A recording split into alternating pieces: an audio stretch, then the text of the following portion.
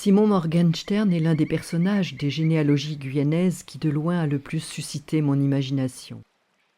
Je le voyais assis dans l'entrepôt du magasin de Sinnamary, plongé dans un inventaire, additionnant et soustrayant les chiffres à l'aide d'un boulier posé sur une table. La pluie battante, l'isolant dans ses souvenirs.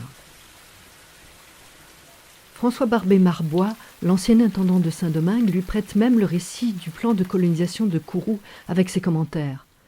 Morgenstern lui aurait confié qu'il était parti de Mayence, ville des bords du Rhin, avait rejoint à quelques kilomètres de là Mannheim après avoir entendu parler de la Guyane.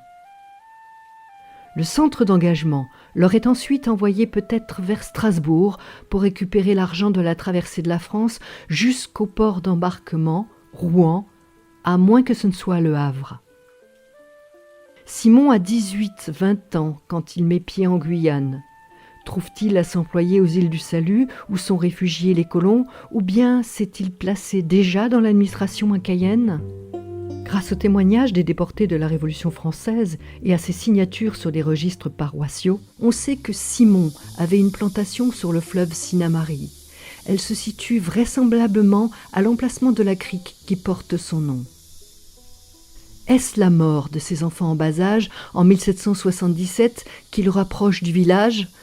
Sa fonction de régisseur de la ménagerie du roi, si elle est prise à la lettre, laisse supposer qu'il était agent du royaume, qu'il avait du bétail, et peut-être qu'il avait collaboré avec le botaniste Louis-Claude-Marie Richard, dont on voit la trace dans les registres.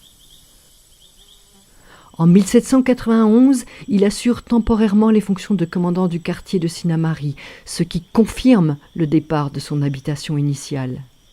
Des 10 enfants qu'il a avec Marguerite Brown, il en voit mourir 6.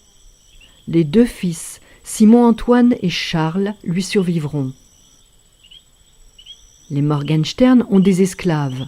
François Barbé-Marbois prétend qu'ils les ont abandonnés après l'abolition de l'esclavage en 1794. Il existe donc une lignée dite Morgenstern.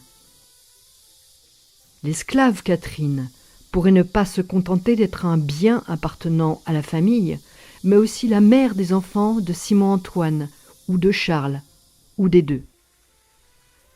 En tout cas, si le nom de Morgenstern vit encore en Guyane, c'est grâce à elle.